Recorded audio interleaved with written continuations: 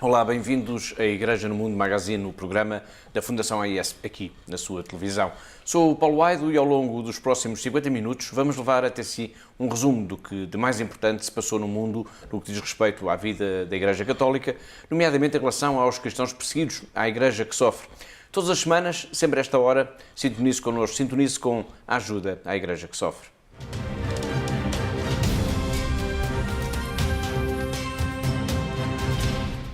Na semana passada foi revelado por um grupo jihadista que opera no Mali um vídeo em que aparece uma freira colombiana e uma missionária suíça entre os vários reféns capturados neste país nos últimos tempos. São ao todo 6 reféns estrangeiros sequestrados pelos jihadistas de um grupo ligado à Al-Qaeda no Mali e que surgem agora neste vídeo divulgado para coincidir propositadamente com a visita que o presidente francês fez a este país. Podemos dizer, Catarina, que este vídeo é como que uma prova de vida destes reféns, muito particularmente estas duas religiosas? Sim, e pensa-se que terá sido mesmo essa a intenção ao divulgar este vídeo e, de facto, entre as pessoas que surgem no vídeo está Glória Cecília Narvaez Argotti, uma freira colombiana, e Beatrice Stockley, uma missionária suíça. Este vídeo foi divulgado pelo autoproclamado Grupo de Apoio ao Islão e aos Muçulmanos, uma organização que está ligada à Al-Qaeda e que atua principalmente no Mali. Para além das duas religiosas, quem mais é que aparece no vídeo? Bom, aparece ainda um romeno, uma francesa, um cirurgião australiano e um sul-africano. O vídeo tem a duração de cerca de 17 minutos e dá voz a alguns dos reféns, como o sul-africano Stephen McCowan, que se interroga sobre o fim deste pesadelo, do pesadelo que ele está a viver, claro. E por seu turno, o cirurgião australiano, que se encontra em cativeiro desde o início do ano 2015, deixa essencialmente uma mensagem à família. Este médico, ele tem 80 anos, foi capturado juntamente com a mulher, Jocelyn, em Djibo, mas ela foi libertada pelos terroristas em fevereiro de 2016. Mas em relação às duas religiosas, Catarina, o que é que se sabe? Não se sabe muito, Paulo. O que se sabe é que, de facto, a missionária suíça foi sequestrada em janeiro do ano passado e que a freira colombiana caiu nas mãos deste grupo já em fevereiro deste ano, quando estava na zona de Carangaço, muito perto da fronteira com o Burkina Faso. A divulgação deste pequeno filme coincidiu, como já referi há pouco, propositadamente com a viagem de Emmanuel Macron ao Mali, para uma cimeira com responsáveis de outros países da região, além do Mali, o Burkina Faso, o Chad, a Mauritânia e a Nigéria, precisamente para coordenarem o combate ao terrorismo. Recorde-se que a França é um dos países mais envolvidos nesta luta contra a ameaça jihadista nesta região, mas outros países participam também nas forças de manutenção de paz. É o caso, Catarina, por exemplo, de Portugal. Precisamente, Paulo, de facto, Portugal também destacou um grupo de militares que se juntou às forças internacionais das Nações Unidas para estar presente no Mali e recordamos aqui também que, para além de ser uma missão de alto risco, e relembramos aqui também um soldado português, o sargento ajudante Paiva Benido, de 42 anos, que morreu no passado dia 19 de junho, exatamente nesta missão no Mali.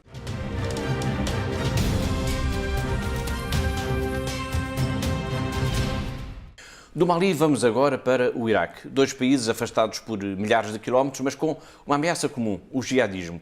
Agosto de 2014 marcou o início da grande ofensiva dos radicais islâmicos contra comunidades cristãs. Milhares de famílias foram forçadas a fugir, levando consigo apenas, na esmagadora maioria dos casos, a roupa que traziam vestida. 3 anos depois, o autoproclamado Estado Islâmico está quase derrotado na região, mas as consequências destes anos de terror vão fazer-se sentir ainda por muito, muito tempo. Milhares de famílias fugiram. Agora, para regressarem, é preciso pelo menos que as suas casas estejam de pé. E a recuperação, ou mesmo a reconstrução das casas dos cristãos, é uma iniciativa que a Fundação AIS assumiu, eu diria, Catarina, como prioritária. Sim, esta tarefa, esta operação já começou em maio passado e, de facto, o nosso grande objetivo é ajudar estes milhares de famílias cristãs que tiveram que fugir em agosto de 2014 da planície do Ninive pela ação, pela chegada do autoproclamado Estado Islâmico, portanto, ajudar estas famílias a voltar para as suas casas, a recuperar as suas casas e tentar também recuperar um pouco das suas vidas, se é que isso é possível. E para nós este é um momento decisivo. achamos, e é a nossa ideia enquanto Fundação AIS, que se perdermos esta oportunidade de ajudar estas famílias a regressar, provavelmente iremos deixar de ter comunidade cristã na planície do Ninive. E se isso acontecer, será mesmo o fim da presença dos cristãos nesta região, que é uma região bíblica, digamos. Exatamente. Para já, a Fundação AIS está empenhada na reconstrução de cerca de 13 mil casas de cristãos, 669 das quais completamente destruídas pelos jihadistas. Catarina, quanto é que esta operação pode custar? Bom, esta operação é uma operação extremamente cara e os custos estimados estão neste momento em cerca de 250 milhões de euros. E a Fundação AIS, a nível internacional, já disponibilizou uma primeira tranche de 450 mil euros, exatamente para ajudar nesta reconstrução destas primeiras 100 casas na planície do Ninive. Mas importa também, é preciso dizer que a Fundação AIS, para além de estar empenhada neste projeto, desta tarefa, nesta operação de reconstrução das casas, continua também, como é óbvio, a ajudar as cerca de 12 mil famílias que necessitam da nossa ajuda mensalmente para os bens essenciais, a alimentação, medicação, o aluguer de casas. Uma ajuda para o dia-a-dia, uma ajuda também que só é possível graças à generosidade dos benfeitores da AIS e que tem permitido, de facto, que centenas e centenas de famílias cristãs possam sobreviver no dia-a-dia. É verdade, pronto, como estava aqui já a dizer, Paulo, é essencial ajudarmos estas pessoas nos bens, na adquisição dos bens essenciais, e os bens essenciais que estamos a falar são, de facto, alimentos, medicamentos, o ajudar no aluguer das casas ou dos quartos onde estas famílias estão a viver. Portanto, não nos podemos esquecer que estas famílias ficaram sem nada, ficaram sem casa, sem nada de um dia para o outro, e, portanto, é preciso ajudar em tudo. Como, por exemplo, também ajudar na eletricidade, na água, portanto, são tudo bens essenciais que nós queremos continuar a ajudar, porque não seria possível continuarmos sem ser desta forma. E queríamos dizer também, gostaria aqui de dizer a quem nos está a ver lá em casa, que a Fundação AIS cuida, para além, é das poucas instituições que neste momento está no terreno a ajudar estas famílias de deslocados internos e de refugiados que estão nesta zona do Iraque, no norte do Iraque, e desde 2014 a Fundação já doou cerca de 30 milhões de euros só para esta zona do mundo. Desde 2014, portanto, que a Fundação AIS está no terreno, todos os dias, junto destas comunidades cristãs perseguidas, como dissemos, pela violência jihadista. Mas esta violência começou antes, embora fosse então muito mais esporádica. Dia 3 de junho de 2007, o padre Raghani Ghani é assassinado. Ele é já um dos mártires da Igreja iraquiana. Ele é um dos mártires da Igreja cristã dos nossos tempos. Vamos recordar a sua história.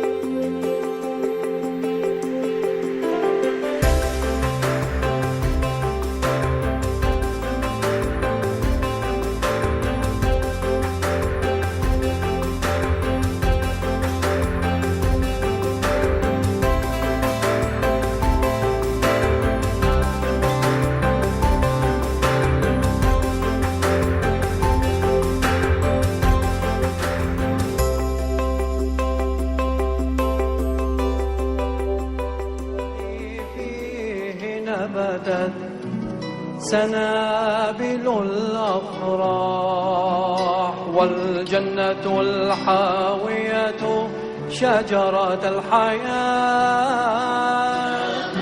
يوم ظهورك نعبد لقائك ونرنم لك بالتسابيح ونرنم لك بالتسابيح ونرنم لك بالتسابيح ونرنم لك بالتسابيح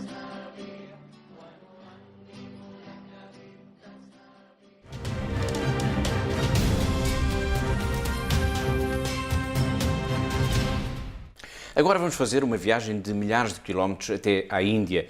No sistema hindu de castas, no complexo sistema hindu de castas, os Dalits, ou os intocáveis, não têm lugar. São insignificantes, são proscritos, são marginalizados. É como se fossem invisíveis, mas são milhões, mas é como se não existissem. O cristianismo, no entanto, adotou-os, melhor, abraçou-os. E no estado de Chhattisgarh são muitos os que procuram imitar, por exemplo, a vida e o exemplo da Santa Madre Teresa de Calcutá. Este é o trabalho da Igreja, que é amar os invisíveis. Esta é também a história da semana, que vamos conhecer já de seguida com a ajuda da Pilar Rocha. Chhattisgarh é o 10º maior estado da Índia. Cerca de metade deste território, situado na região centro-ocidental do país, está coberta por floresta. Muitos dos que vivem por lá fazem parte dessa multidão incontável de gente sem direitos, de pessoas expulsas da dignidade humana. São pessoas excluídas do complexo sistema de castas da Índia. A sociedade indiana considera-os indignos e, por isso, ignora-os. São insignificantes. O que se passa em todo o país tem uma expressão maior aqui, neste estado. Chhattisgarh é um dos poucos estados indianos que aplica uma lei anti-conversão. Esta é uma lei que obriga quem deseja mudar de religião a ter de obter primeiro uma autorização por parte das autoridades locais. Na verdade, é uma lei que tem servido, na perfeição, para impedir o crescimento do cristianismo. A Igreja Católica tornou-se, por causa desta lei, num alvo fácil, a tal ponto que até o exemplo da Madre Teresa de Calcutá é referido como se a sua bondade, já lendária, fosse uma coisa mesquinha, de quem estivesse a contabilizar fiéis para uma religião, e não de quem esteve, isso sim, a doar-se gratuitamente em amor, junto dos mais desprezados da sociedade. O padre Abraham Kanampala, da diocese de Jagdalpur, sabe bem dessas palavras carregadas de ódio, de quem nem consegue olhar para o exemplo de Madre Teresa e ver nos seus gestos o amor puro. Nós servimos pelo ato de servir. Amamos a humanidade e temos o mandato.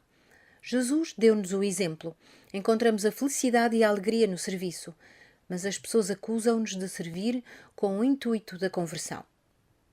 É grave o que se passa neste estado na Índia. É grave o que se passa neste país. Com a ascensão ao poder em 2014 do BJP, um partido hindu nacionalista liderado por Narendra Modi, passaram a registrar-se cada vez mais casos de ataques por parte de grupos radicais contra os cristãos, em geral, e os Dalit, em particular. A Igreja está muito preocupada com esta onda de violência e perseguição, estando sempre presente na memória de todos os gravíssimos acidentes ocorridos em Orissa, em 2008, em que uma centena de cristãos perderam a vida, além de terem sido destruídas quase 6.000 casas e vandalizadas dezenas e dezenas de igrejas e capelas. Em Chhattisgarh, como sublinha o padre Abraham Kanampala, os cristãos, pelo facto de serem cristãos, têm de suportar vários tipos de sofrimento, discriminação ou perseguição. Desde os primeiros batismos em 29 de novembro de 1906, há 110 anos, tem sido difícil o caminho da comunidade cristã nesta região da Índia. Mas como fizeram questão de testemunhar a fundação AIS, os padres Abraham, Kujur, Topo e Kerketa, não havia outra forma de o percorrer. Os Dalits são ainda vistos como insignificantes, como seres menores. É preciso devolver-lhes o estatuto de filhos de Deus. Agora, eles, os Dalit, podem levantar-se. Passaram a ter voz. Principalmente passaram a ter consciência disso, de que têm voz. O cristianismo foi uma revolução absoluta. Adotou-os, abraçou-os. Por ali, por Chhattisgarh, há muitas pessoas a imitar os gestos de Madre Teresa de Calcutá. São sementes de amor.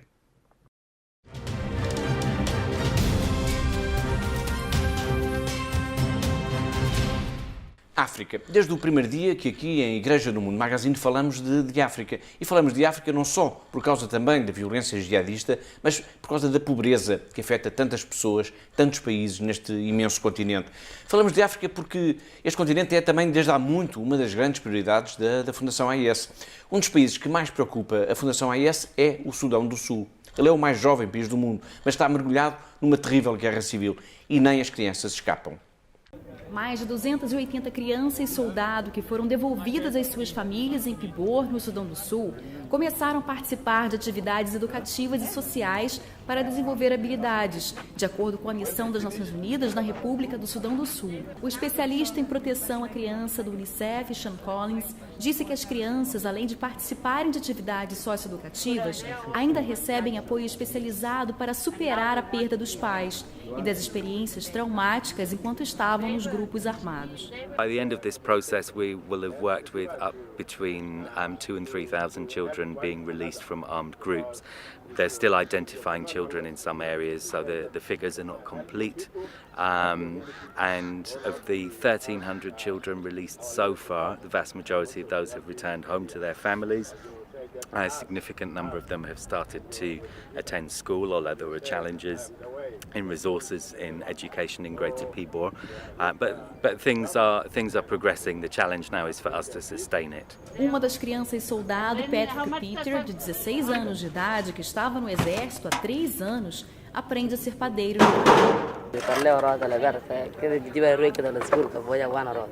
A ONU estima que 13 mil crianças estejam associadas a forças armadas e grupos militares em todo o Sudão do Sul.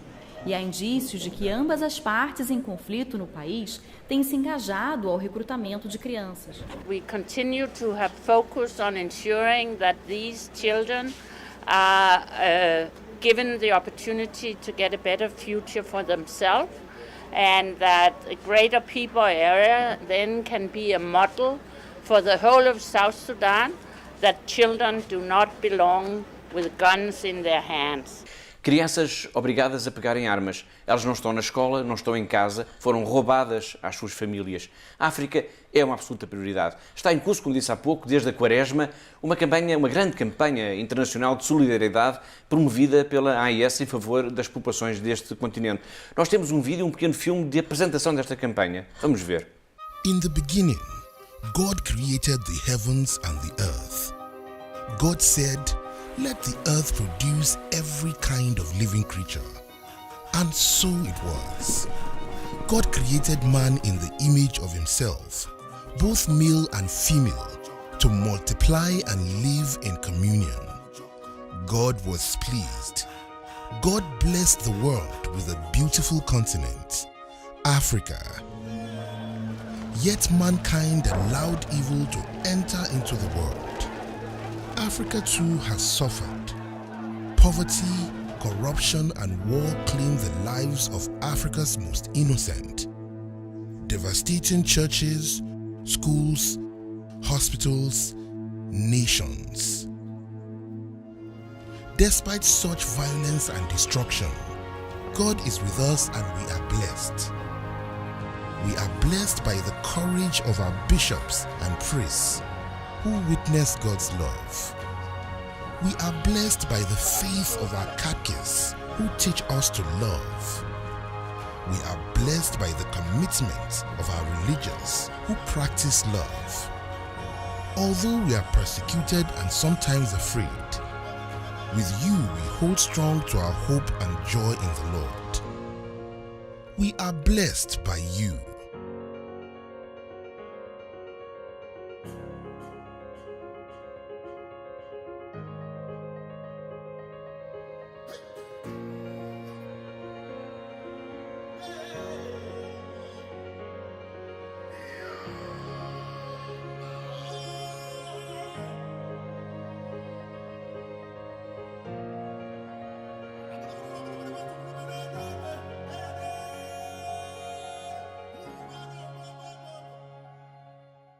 Acabámos de ver um pequeno filme de apresentação desta campanha internacional da Fundação AIS em favor de África. Este filme é, Catarina, um poderoso argumento em favor desta campanha. Quem quiser ajudar a AIS nesta campanha, precisamente, o que é que pode fazer? É muito fácil, Paulo, e em primeiro lugar basta cada um de nós querer de facto ajudar nesta campanha. E por isso poderão ligar-nos para o nosso telefone, para o 217544000, portanto 217544000, ou então através do nosso site em www.fundação-ais.pt também poderão ver mais informações sobre esta campanha. E de facto é muito fácil, basta nós querermos ajudar tanto estas comunidades no Sudão do Sul, como comunidades na Serra Leoa, como em todo o continente africano, basta nós querermos, e é fundamental, porque em África é um continente onde a Igreja é muito viva, mas ao mesmo tempo é muito pobre, e portanto é fundamental esta generosidade dos nossos telespectadores, dos nossos benfeitores e amigos, para podermos ajudar a construir seminários, construir conventos, construir paróquias. É preciso esta ajuda para a formação, para ajudar no dia-a-dia as comunidades que necessitam da nossa ajuda, e por isso a generosidade de todos os nossos amigos e benfeitores é fundamental. Muito obrigado. No início do programa falámos dos reféns do Mali. 2 das pessoas sequestradas pelos terroristas são religiosas cristãs, uma missionária suíça e uma freira colombiana. Agora vamos até Angola.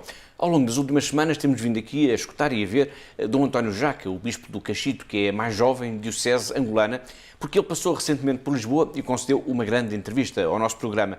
Nem de propósito, uma das perguntas que lhe fizemos é se ele considera que Angola, que é um país essencialmente cristão, tem de se preocupar ou não com a ameaça do terrorismo islâmico. E a resposta não podia ser mais franca. Dom António Jaca mostra-se inquieto e fala mesmo no exemplo de crianças que são enviadas para o exterior do país para serem doutrinadas no Islão mais radical. Nós estamos preocupados, porque é um dos poucos países onde a presença islâmica é insignificante, mas onde se nota cada vez mais, não é, digamos, a presença do Islão, ou de pessoas, portanto, da religião islâmica. Portanto, se vai notando isto. Embora não sendo uma religião reconhecida no país, e portanto não autorizada, digamos, ao culto, mas ela existe. Não há mesquitas autorizadas, mas há algumas, não é? E portanto é preocupante por causa das implicações no processo, não da religião como tal, mas de outros setores que nós vemos, portanto, escolas que se abrem, crianças, portanto, angolanas que são retiradas das famílias para levá-las para os países islâmicos. Não sabemos que tipo de formação recebem, não é? Voltarão seguramente a Angola um dia. Com que sentimento, com que objetivo? Portanto, é uma preocupação. Porque Angola é um país cristão, queremos quer não, é um país de maioria cristã.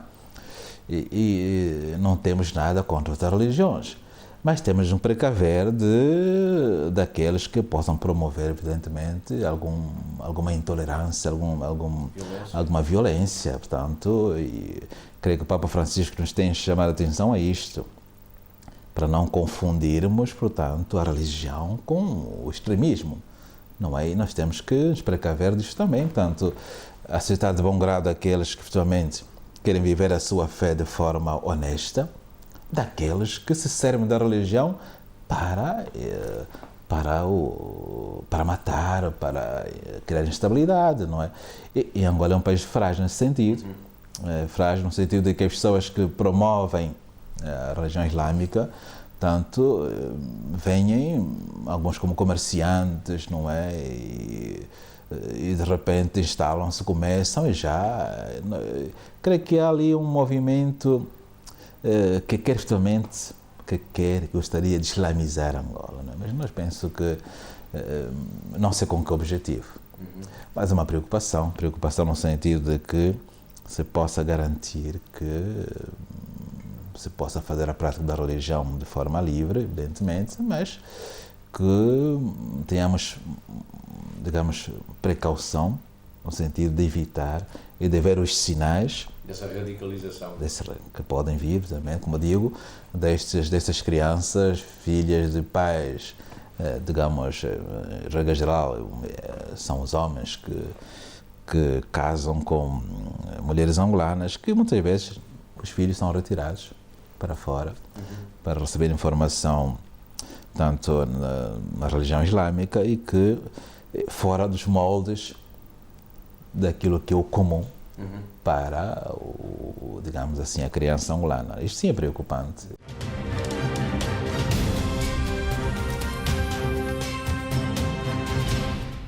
Foi Dom António Jaca explicar por que razão se mostra preocupado quando falamos na ameaça do terrorismo islâmico em Angola. Vamos continuar sintonizados com a África. O continente em foco na grande campanha de solidariedade lançada a nível internacional pela AIS. Vamos continuar sintonizados com a África, que também fala e reza em português. A Igreja no Mundo esteve recentemente em Cabo Verde e entrevistou o cardeal Arlindo Furtado, o primeiro cardeal da história deste país. De 2 em 2 anos, representantes das conferências episcopais dos países lusófonos encontram-se para debaterem o trabalho comum, para afinarem, no fundo, a cooperação e entreajuda. Uma reunião que, segundo o cardeal Arlindo Furtado, é muito útil. De 2 em 2 anos, os representantes das conferências episcopais dos países lusófonos se encontram. Encontro dos bispos lusófonos, né, que representem as conferências episcopais. Mesmo nos países onde não há uma conferência interna, como Cabo Verde, não tem uma conferência aqui, mas pertencemos à conferência com o Senegal, com Mauritânia e com Guiné-Bissau, né? Mas também os representantes de Cabo Verde, de Guiné-Bissau estão representados e então nos encontramos e falamos de diversos temas, temas pastorais, temas eventualmente teológicos, mas sobretudo temas de melhorar, né? Afinar mais a nossa cooperação, entreajuda, conhecimento mútuo, isto tem sido bastante válido, né?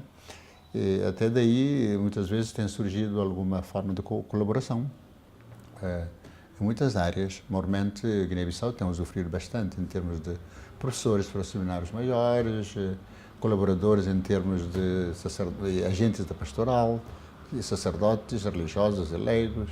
E tem havido bastante, mas sobretudo ficamos muito felizes quando estamos unidos e partilhamos as nossas preocupações, as preocupações da Igreja, as nossas atividades também positivas, partilhamos uns com os outros e é sempre uma confraternização saudável que faz bem ao elo entre os bispos de língua portuguesa.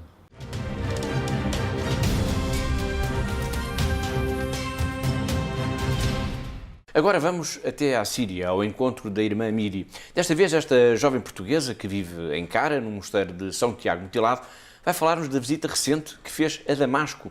Normalmente as irmãs não vão à capital da Síria, pois é muito arriscado. Quase todos os dias há por ali incidentes graves, atentados terroristas ou mesmo ataques.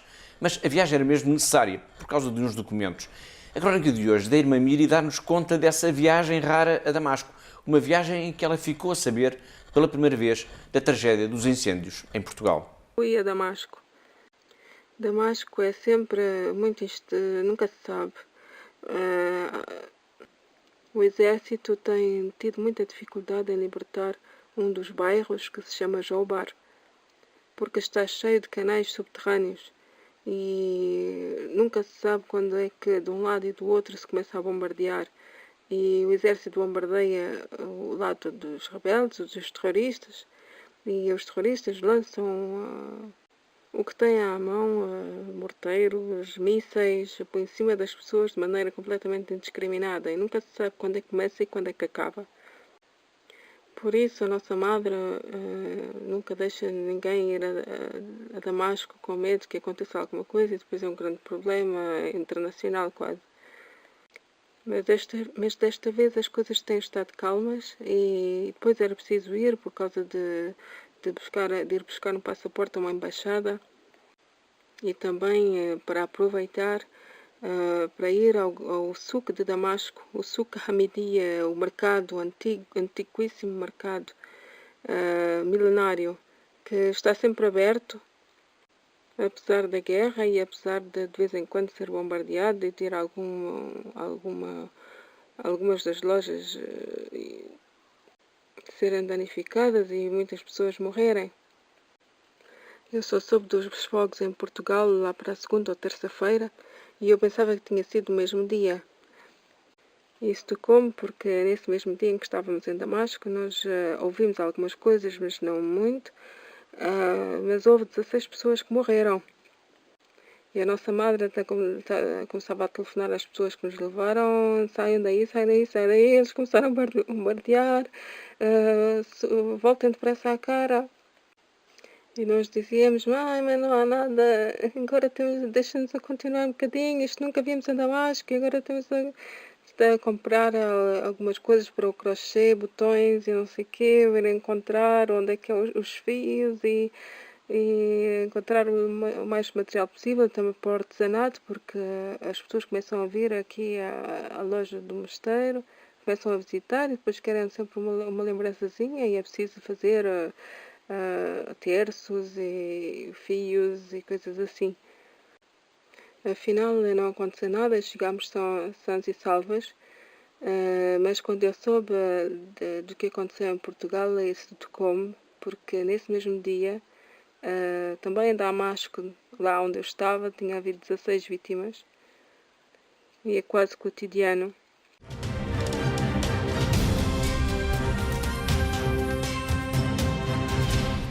Os benfeitores da AIS são das melhores pessoas do mundo, são mesmo. E o trabalho da Fundação AIS não seria possível sem a colaboração dos seus benfeitores e amigos. São eles que dão vida a esta obra que é uma obra de Deus. O trabalho da Fundação AIS no mundo seria de facto impossível sem a ajuda preciosa dos seus benfeitores e amigos. É também a pensar neles que se vai realizar, Catarina, já em setembro, a peregrinação internacional da Fundação AIS, que é nos dias 12 a 15. Exatamente, Paulo, 12 a 15. É, portanto, já em setembro que vamos estar todos reunidos e o grande objetivo desta peregrinação é, de facto, juntar esta grande família, este grande grupo de amigos que fazem parte da ajuda à Igreja que sofre. E esta peregrinação é muito, muito especial porque, por vários motivos, para além de ser o ano do centenário das aparições de Nossa Senhora aqui em Fátima, é também o ano em que assinalamos o início os 70 anos do início da nossa instituição e também assinalamos também os 50 anos da consagração Nossa Senhora de Fátima. Portanto, são tudo datas que estão ligadas com 1917 e por isso vai ser extraordinário podermos estar aqui com os nossos benfeitores para assinalarmos não só o centenário, mas de facto também os 70 anos do início da nossa instituição e os 50 anos da consagração do nosso trabalho a Nossa Senhora de Fátima. Muito bem. Quem nos estiver a ver lá em casa e quiser também participar nesta peregrinação, sendo benfeitor ou sendo um amigo da instituição, o que é que deve fazer? É fácil, Paulo, e basta entrar de facto em contacto connosco e dizer que quer fazer parte deste grupo, deste encontro, e como nós já dissemos, vamos estar aqui entre 12 e 15 de setembro e, portanto, entre em contacto connosco através do nosso telefone 217544000 ou então através da nossa página de internet e peçam-nos mais informações e vermos se será possível contarmos com a vossa presença. Seria extraordinário quem nos está a ver agora em casa poder também participar e estar connosco para também conhecermos pessoalmente e sabermos também trocarmos impressões sobre como é se fazer parte desta grande família da AIS.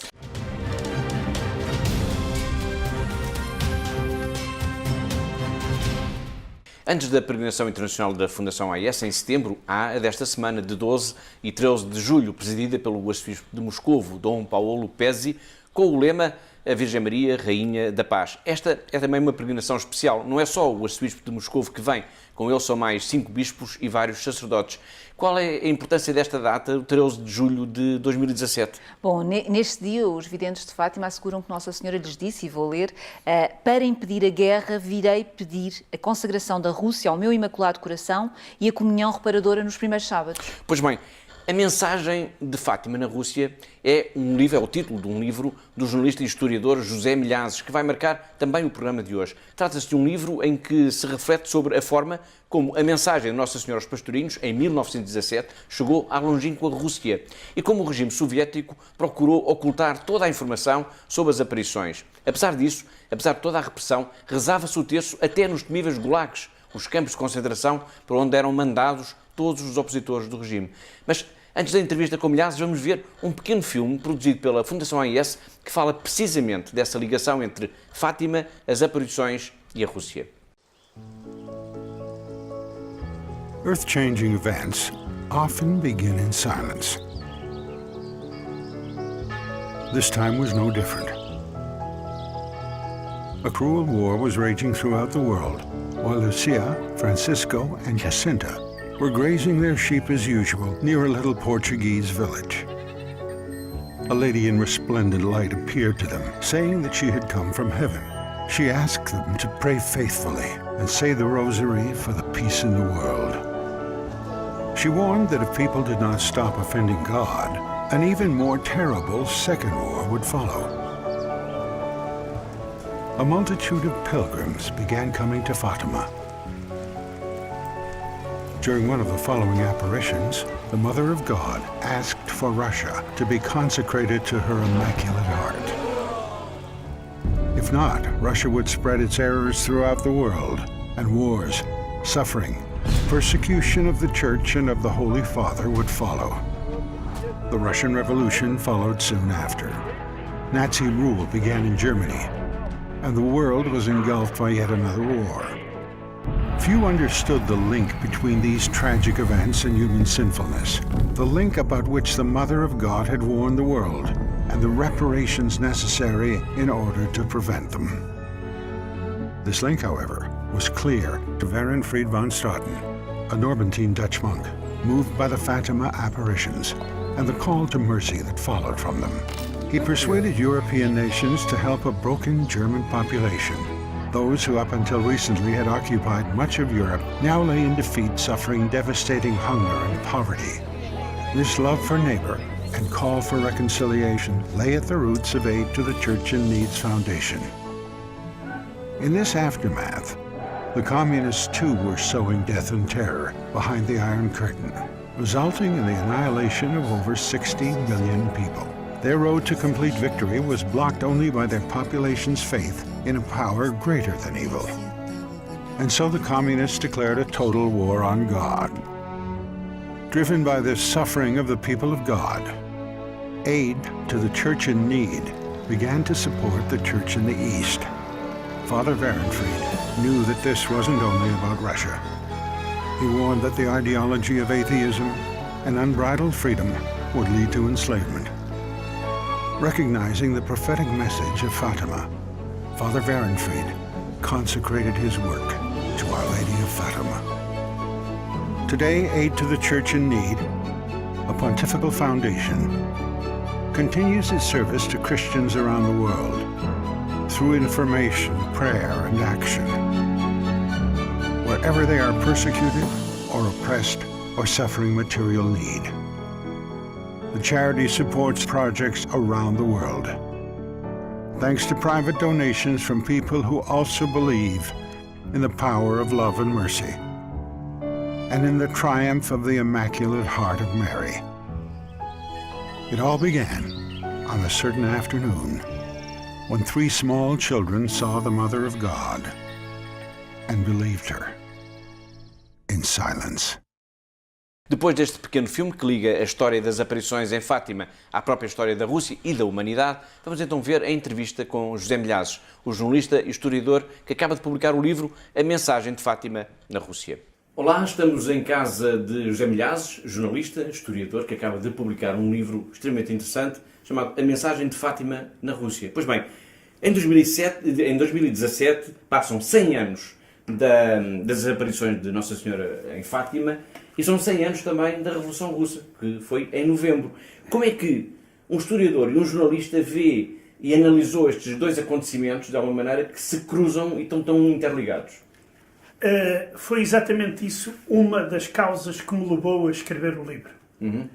Era, primeiro, o saber que na chamada Revelação de Fátima existia o nome de um país, e esse país era a Rússia, e saber que se tratava do comunismo, que nessa mensagem se falava do comunismo e tudo isso.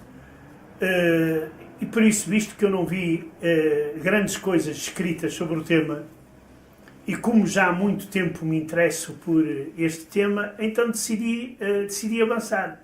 Ou seja, ver como é que essa ligação se materializou e de que forma se materializou. No sentido de como a mensagem de Fátima chegava à Rússia, as influências que lá poderia ter, as peripécias do culto de Fátima num bem. país que tinha como religião oficial o ateísmo. Exatamente, a ausência de Deus. Foi Exato. decretada a ausência de Deus. Exatamente, onde estava provado que Deus não existia. E tudo isso levou-me a empenhar-se empenhar-me nesta obra. Mas isto é mais um trabalho do historiador, o Milhares é historiador, ou do jornalista, porque o Milhares também é jornalista. É uma coisa e outra, porque eu, sendo historiador e jornalista, foi um bocado mais fácil, porque uma parte deste trabalho foi-se fazendo. Ou seja, foi-se fazendo ao longo dos anos, à medida que iam aparecendo pequenos elementos. Foi juntando material. Exatamente. Muito desse material era utilizado no jornalismo, mas chega a determinado momento, o tal ponto crítico, em que se nota que aquele material já tem uma dá para escrever um livro. Exatamente. Exato. E foi, nesse sentido,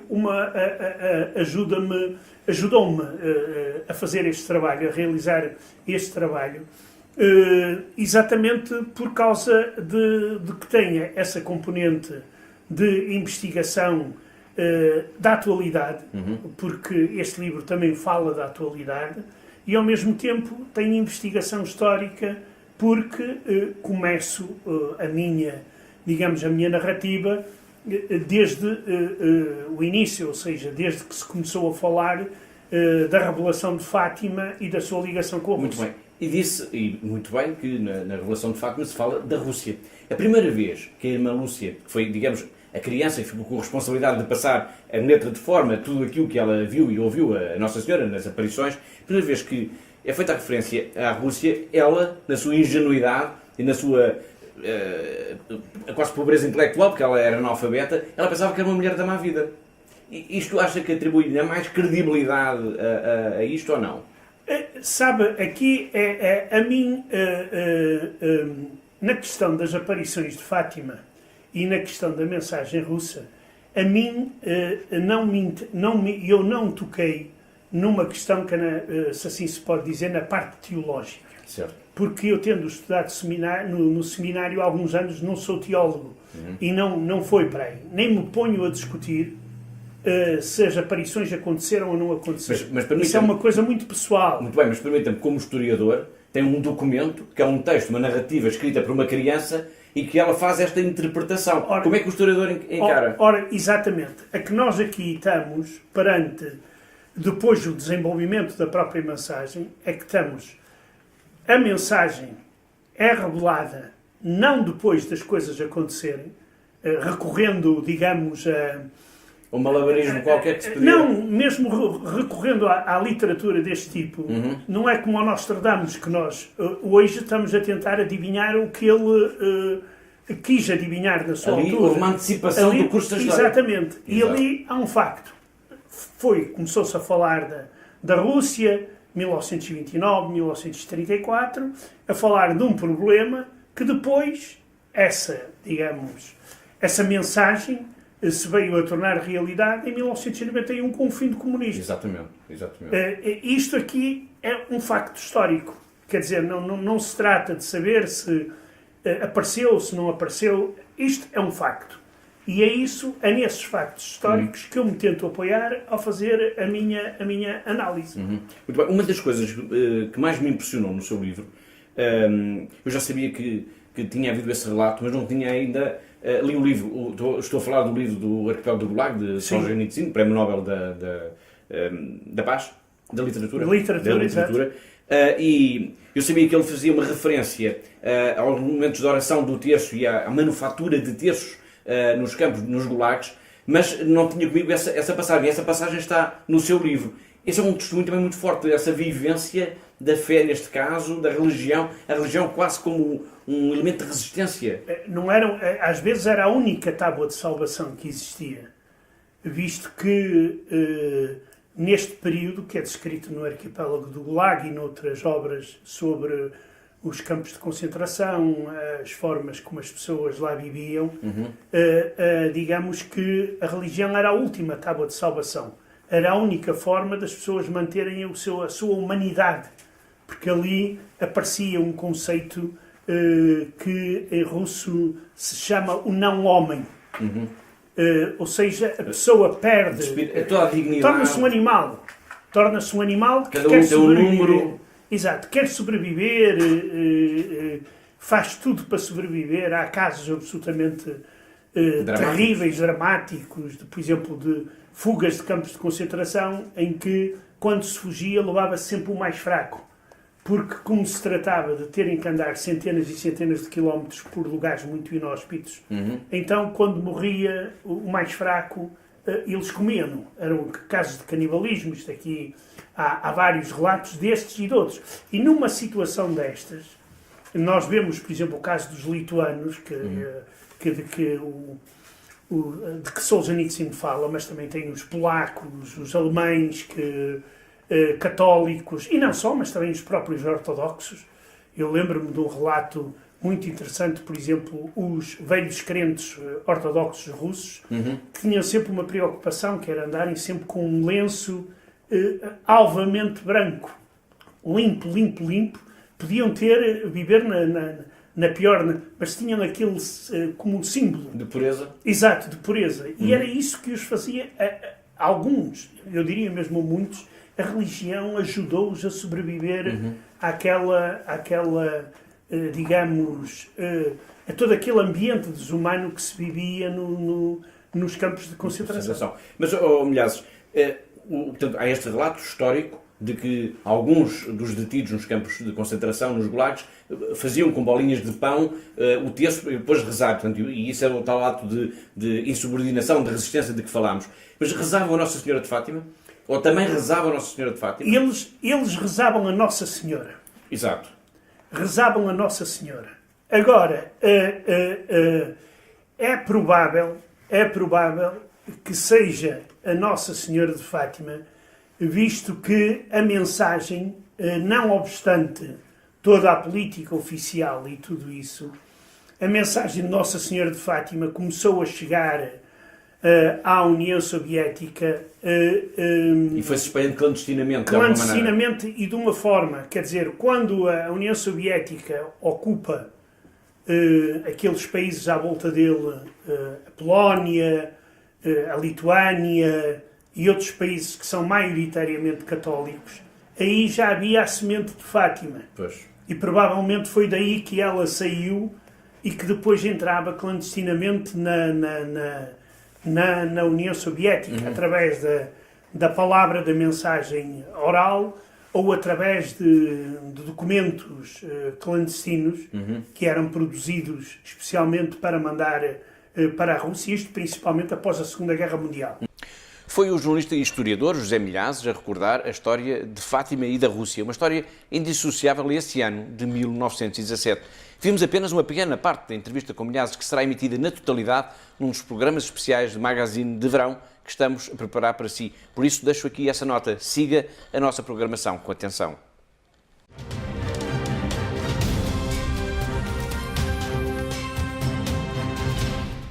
Agora vamos até ao Vaticano, paragem obrigatória neste programa da Fundação AIS. O Santo Padre comunica de forma única, numa linguagem que não precisa de traduções, que é simples, que é incisiva, que é apelativa. Todos os dias, ou quase todos os dias, o Papa Francisco publica na internet um pequeno texto que eu acredito tem sido precioso para todos possam compreender melhor o papel dos cristãos neste tempo tão conturbado em que vivemos. Os tweets do Papa Francisco é, pois, um tema incontornável em Igreja no Mundo Magazine.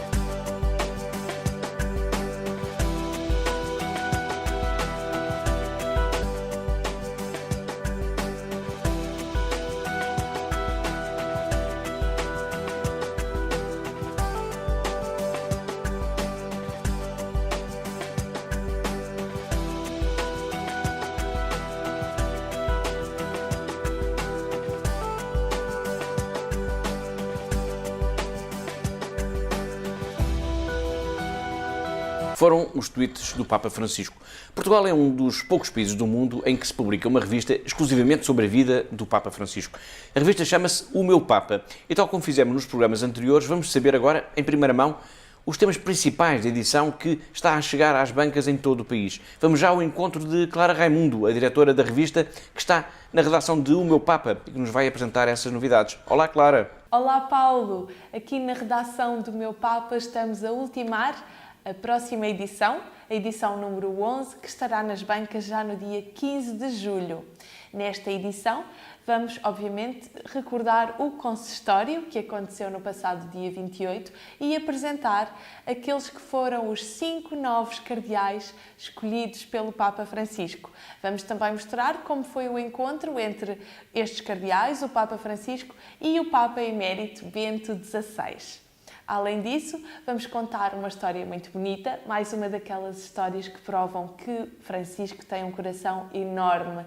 É que ele ofereceu um dia de passeio às crianças que frequentam o Dispensário Pediátrico Santa Marta, uma instituição onde são assistidas crianças de famílias carenciadas. Ele ofereceu-lhes então um dia de passeio até à lindíssima Vila d'Este, que fica mais ou menos a 30 km de Roma. Foi um dia muito especial para estas crianças doentes, só possível graças à generosidade do Papa Francisco. Nesta edição, contamos ainda como serão as férias do Papa. Na realidade, eu diria que são férias entre aspas, porque o Papa Francisco vai continuar em Santa Marta, terá uma agenda ligeiramente diferente.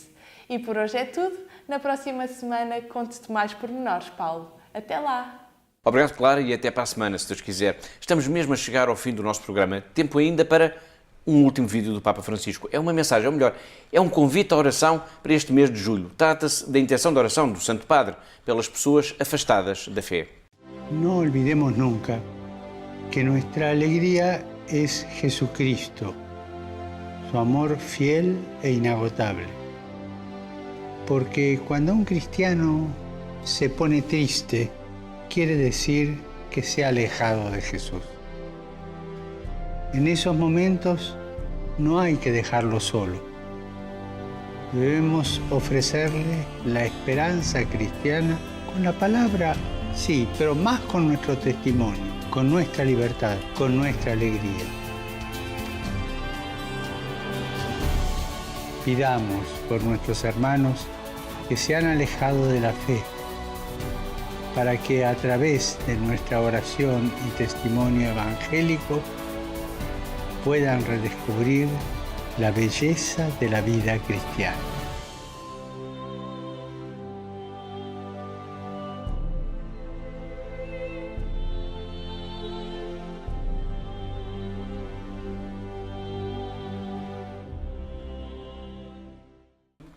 E assim, escutando estas palavras, esta intenção de oração do Santo Padre pelas pessoas afastadas da fé, chegamos ao fim de mais um Igreja no Mundo Magazine, o programa da Fundação AES, aqui na sua televisão.